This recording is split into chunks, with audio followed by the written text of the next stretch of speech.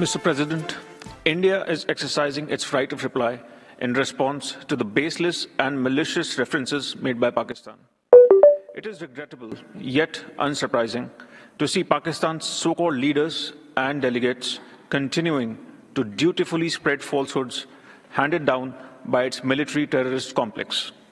Pakistan is even making a mockery of the OIC by abusing it as its mouthpiece, which is fooling nobody. আপনারা অনেকেই social মিডিয়ায় প্রশ্ন করেন এবং আপনাদের মনে এই প্রশ্নটা রয়ে গেছে যে এই সমস্ত প্রতিবেশী দেশগুলোতে এত কিছু কাণ্ড ঘটছে, ভারত সরকার কি করছে, মোদী সরকার কি করছে। বাংলাদেশে যেমন সংখ্যালঘু হিন্দুদের উপর প্রতিদিন অত্যাচার হচ্ছে, চিন্ময় কৃষ্ণ মহাপ্রভুকে এখনো বিনা বিচারে বিনা কারণে জেলে আটকে রেখেছে। আপনারা প্রশ্ন করেন ভারত সরকার কি করছে। কূটনৈতিক লড়াইটা আমার আপনার মতন সোশ্যাল মিডিয়ার লড়াই নয়, যে দুটো পোস্ট দিয়ে দিলাম, বাংলাদেশকে ক্রিকেটে হারালাম, দুটো পোস্ট দিয়ে দিলাম, পাকিস্তানকে হারিয়ে দিলাম, চারটে পোস্ট লিখে দিলাম, সংখ্যালঘুদের অত্যাচার হচ্ছে, ভারত কি করছে, দুটো পোস্ট দিয়ে দিলাম। কূটনৈতিক লড়াইটা আমার আপনার সোশ্যাল মিডিয়ার আড্ডা নয়। তাই যারা এখনো নিজের দেশের উপর বিশ্বাস রাখতে পারছেন না, তাদেরকে আমি প্রতিদিন তথ্য প্রমাণ দিয়ে বলার চেষ্টা করছি। বাংলাদেশে দেখেছেন যে ইউনূস সরকারের অন্তর্বর্তীকালীন সরকার 2026-এর শেষে ভোট করাতে রাজি ছিল না, তারা 2025-এর শেষের মধ্যেই ভোট করাতে রাজি হয়ে গেছে। তারা ভারত সরকারকে শান্তির বার্তা দিচ্ছে যে ভারতের সঙ্গে আমরা সম্পর্ক বজায় রাখবো। কলকাতা দখল, বাংলা বিহার, উড়িষ্যা দখল, ভারতকে এই করবো, অমুক করবো, সেভেন সিস্টার খেয়ে নেবো, সব গুল হয়ে গেছে এখন। আপনারা প্রশ্ন করতেন না যে ভারত কি করছে, এটাকে বলে কূটনৈতিক লড়াই। ঠিক যেমন পাকিস্তানের বিরুদ্ধে কূটনৈতিক লড়াইটা ঠিক কোন পর্যায়ে আছে, অন্তত কাশ্মীর নিয়ে গোটা পৃথিবীর সামনে কিভাবে একেবারে পাকিস্তানকে উলঙ্গ করে দেওয়া যায়, পাকিস্তানের বলতি বন্ধ করে দেওয়া যায়, সেটা ভারতবর্ষ দেখিয়ে দিল একেবারে রাষ্ট্রসংঘের মঞ্চে। আপনারা যারা এখনো বলেন ভারত কি করছে, ভারত তো কিছুই করছে না, তাদের জন্য আজকের এই প্রতিবেদন একটা উদাহরণ হয়ে থাকবে। ঠিক কি করলো ভারত দেখাবো আপনাদের। যে প্রতিবেদনটা নিয়ে এই বাংলার মিডিয়া দু এক লাইন খবর হয়তো করবে, কিন্তু আদৌ সেইটা নিয়ে কোনো হইচই করবে না, সেটা দেখতে আমি মানব দ্য নিউজ বাংলায় আপনাদের স্বাগত জানাচ্ছি। রাষ্ট্রসংঘে সেই কাশ্মীর নিয়ে বিতর্ক। স্বাধীনতার ৭৮ বছর পরেও পাকিস্তানের হাতে ইস্যু একটাই, কাশ্মীর। আমাদের কাশ্মীর চাই। ৭৮ বছর ধরে একটা দেশ শুধু কাশ্মীর চেয়ে এলো। যদিও এতটা দাবিও থাকতো না যদি আমাদের প্রাক্তন প্রধানমন্ত্রী জওহরলাল নেহেরু অর্ধেক কাশ্মীরকে পাকিস্তানের হানাদারদের হাতে ছেড়ে দিয়ে যদি বোকার মতন শান্তি চুক্তি করতে না যেতেন, তাহলে আমাদের এই পরিস্থিতির মুখে পড়তে হতো না। জওহরলাল নেহেরুর একটা মারাত্মক ভুল, তার এই তোষণ নীতির জন্য ভারতকে এই স্বাধীনতার ৭৮ বছর ধরে ভুগতে হচ্ছে। এটা গোটা ভারতবর্ষের মানুষের কাছে আজকে পরিষ্কার হয়ে গেছে। কাশ্মীর সমস্যা রয়ে গেছে, পাকিস্তান আবার ওই একই জিনিস। ৭৮ বছর ধরে তারা এই চেষ্টাটা করে যাচ্ছে যে গোটা পৃথিবীর সামনে এটা বোঝানোর চেষ্টা করা, এই দেখুন কাশ্মীরে আজাদির জন্য লড়াই চলছে। যে পাকিস্তানের এই উদ্যোগকে ভারতবর্ষের কংগ্রেস, সিপিএম এরা সাপোর্ট করে চলেছে। জেনেভায় রাষ্ট্রসংঘের নিরাপত্তা পরিষদের অধিবেশন, পাকিস্তানের তরফ থেকে আবার সেই একই জিনিস। কে গেছিলেন পাকিস্তানের তরফ থেকে? পাকিস্তানের আইন, বিচার এবং মানবাধিকার মন্ত্রী আজম নাজির তারার গেছিলেন এবং সেখানে তিনি পরিষ্কার বললেন কাশ্মীরে বহুদিন ধরে মানবাধিকার লঙ্ঘন হচ্ছে, সেখানে রাষ্ট্রসংঘের সনদ এবং আন্তর্জাতিক আইন মানা হচ্ছে না, যেভাবে কাশ্মীরে সাধারণ মানুষের অধিকার খর্ব করা হচ্ছে তা চলতে পারে না, এটা বন্ধ হওয়া দরকার। পাকিস্তানেরও আইন, বিচার এবং মানবাধিকার মন্ত্রী, যেটা কোনোটারই পাকিস্তানে এই মুহূর্তে অস্তিত্ব নেই, তারা আবার রাষ্ট্রসংঘে লোক হাসানোর মতন ভারত বিরোধী মন্তব্য করে বসলেন।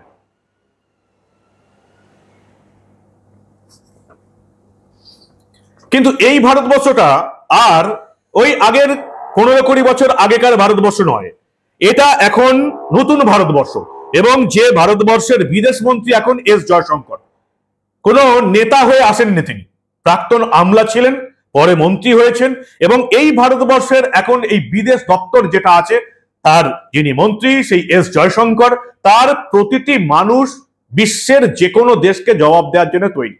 আর তাদের মাথায় কে আছে আপনারা জানেন, ভারতের ফ্যান্টম অজিত দোভাল, যার বিকল্প আজ অব্দি এই দেশের কোনো সরকার খুঁজে পায়নি, না কংগ্রেস সরকার, না বিজেপি সরকার, না গান্ধী পরিবার, না মোদী, কেউ খুঁজে পায়নি অজিত দোভালের বিকল্প। সেই অজিত দোভাল এবং জয়শঙ্করের নেতৃত্বে যে বিদেশ দপ্তরটা চলছে, এবং অবশ্যই নরেন্দ্র মোদী সরকার তাদেরকে একেবারে ওপেন হ্যান্ড দিয়ে রেখেছেন, যেটা এর আগে কোনো দিন হয়নি। এবার এই জেনেভাতে রাষ্ট্রসংঘের নিরাপত্তা অধিবেশনে ক্ষিতিশ ত্যাগী গেছেন এবং তিনি ইসলামাবাদকে এক হাত নিয়ে পরিষ্কার বলেছেন, কাশ্মীরের পরিস্থিতি নিয়ে পাকিস্তান যা বলছে সম্পূর্ণ ভিত্তিহীন, মিথ্যা। এটা একটা ব্যর্থ রাষ্ট্র, জঙ্গিদের পোষা ছাড়া এদের কোনো কাজ নেই।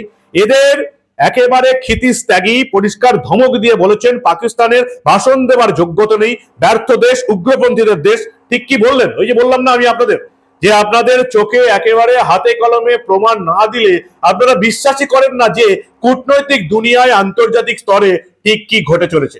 জেনেভাতে রাষ্ট্রসংঘের সভায় ভারতের তরফ থেকে যিনি প্রতিনিধিত্ব করলেন, সেই ক্ষিতিশ ত্যাগী কি বলছেন ভালো করে শুনুন, আপনারা বুঝতে পারবেন, ভালো করে শুনুন। Mr. President, India is exercising its right of reply in response to the baseless and malicious references made by Pakistan. It is regrettable, yet unsurprising, to see Pakistan's so-called leaders and delegates continuing to dutifully spread falsehoods handed down by its military terrorist complex. Pakistan is even making a mockery of the OIC by abusing it as its mouthpiece, which is fooling nobody. We do not wish to dignify such propaganda, but are constrained to make a few simple points for the record. First, the Union territories of Jammu and Kashmir and Ladakh were, are, and will always remain an integral and inalienable part of India.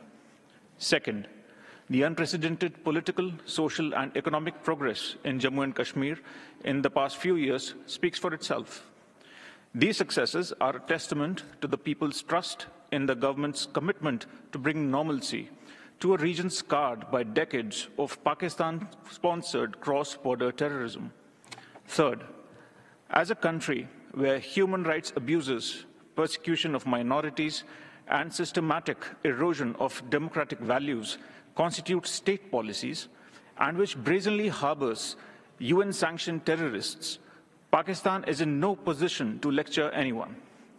Instead of its unhealthy obsession with India, Pakistan should focus on providing actual governance and justice to its own people. Mr. President, it is unfortunate that this Council's time continues to be wasted by a failed state, which thrives on instability and survives on international handouts. Its rhetoric reeks of hypocrisy, its actions of inhumanity, and its governance of incompetence. India remains focused on democracy, progress, and ensuring dignity for its people, values that Pakistan would do well to learn from. I thank you. Kshitish ত্যাগী পরিষ্কার বলে দিলেন, পাকিস্তানের ভাষণ না দিয়ে ভারতের কাছ থেকে শেখা উচিত। রাষ্ট্রসংঘের নিষিদ্ধ করে দেওয়া জঙ্গিদের নির্লজ্জভাবে তারা আশ্রয় দেয়। এটা দুর্ভাগ্যজনক যে একটা ব্যর্থ দেশের কথা শুনে রাষ্ট্রসংঘের গুরুত্বপূর্ণ সময় নষ্ট হচ্ছে। এটাই এখন ভারতের অকাত। রাষ্ট্রসংঘের বৈঠকে গোটা পৃথিবীর সামনে, পৃথিবীর সমস্ত দেশের প্রতিনিধিদের সামনে ভারতের প্রতিনিধি এটা বলতে পারেন যে পাকিস্তানের কোনো অকাত নেই রাষ্ট্রসংঘে এসে ভাষণ দেওয়ার, তাদের কোনো যোগ্যতা নেই, তারা ব্যর্থ দেশ। এটাই হচ্ছে আমাদের এখনকার সরকারের নীতি। বুঝতে পারছেন যে ভারত কি করছে? পাকিস্তানকে গোটা পৃথিবীর সামনে এই জঙ্গিবাদ নিয়ে কি করে উলঙ্গ করে দেওয়া যায় সেটা আরো একবার মোদী সরকার প্রমাণ করে দিল। ওপেন হ্যান্ড দিয়েছে ভারত সরকার। ভারতের বিদেশ দপ্তরের যারা মুখপাত্র আছেন, বিদেশ দপ্তরের প্রতিনিধিত্ব যারা করছেন, তাদেরকে ওপেন হ্যান্ড দেওয়া আছে এবং এভাবেই তারা ভারতের বিরোধিতা যারা করবে তাদের মুখোশ খুলে দেওয়ার কাজ করে যাবে। এরপরে আর বলবেন না ভারত কি করছে, কেন ভারত চুপ করে বসে আছে। যেখানে বলার কথা, কূটনৈতিক লড়াইটা যেখানে লড়ার কথা আপনার আমার দেশ সেখানেই লড়াইটা করছে। এটা নতুন ভারতবর্ষ, যেখানে ভারতের সেনাবাহিনীকে ওপেন হ্যান্ড দেওয়া হয়েছে এবং ভারতের বিদেশ দপ্তরকে ওপেন হ্যান্ড দেওয়া হয়েছে। তার প্রমাণ আপনারা আরো একবার পেলেন। কে বলবেন আপনারা? এগুলো নিয়ে বাংলার মেন স্ট্রিম মিডিয়া খুব একটা হইচই করবে না। এগুলোর জন্য আপনাদের নজর রাখতে হবে দ্য নিউজ বাংলা। আর দেখতে থাকুন, আপনাদের মূল্যবান এবং গুরুত্বপূর্ণ মতামত জানান, কারণ আমরা এই ধরনের অনেক ঘটনায় চেপে রাখতে দেব না।